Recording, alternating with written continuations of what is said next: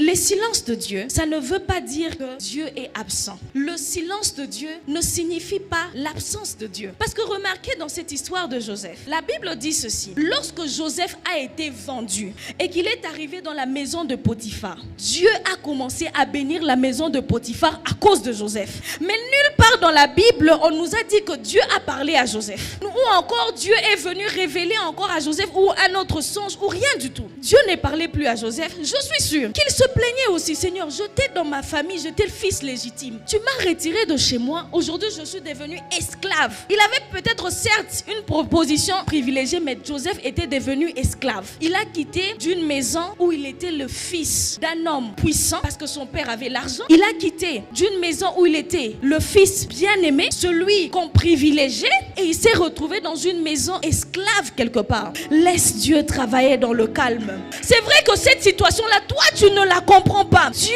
te prépare à quelque chose de plus grand. Ne pleure pas à cause de ta situation. Dieu est en train de te réserver quelque chose de plus grand. C'est vrai que tu ne le vois pas, mais garde la foi. C'est vrai que tu ne le sens pas peut-être, mais garde la foi parce que ton Dieu ne s'est pas retiré de toi. Il continue de marcher avec toi. Il est peut-être silencieux, mais il est là. Il est peut-être silencieux, mais il continue par faire des choses au travers de toi. Ne baisse pas les bras. Et dans cette situation, il a continué à garder la foi. La Bible dit ceci. Dieu bénissait la maison de Potiphar à cause de Joseph. Mais Dieu est resté silencieux. A-t-il enseigne que lorsque Joseph pensait trouver un peu de répit, il s'est dit bon, j'accepte quand même cette situation. Si c'est la volonté de Dieu, je l'accepte. Il a trouvé les privilèges dans la maison de Potiphar. La Bible dit, Potiphar lui a dit, ici, à part moi, c'est toi qui domines. Il s'est dit, ok, d'accord. Certainement, c'est la position que Dieu voulait que j'ai. Je suis appelé à gouverner. Peut-être que c'est ça le travail que Dieu veut me donner. Peut-être c'est ici la place que Dieu veut me donner. Seigneur, tu es peut-être silencieux, mais j'ai vu les signes. J'accepte. Seigneur, tu es peut-être silencieux, mais j'ai vu quand même ta main. J'accepte.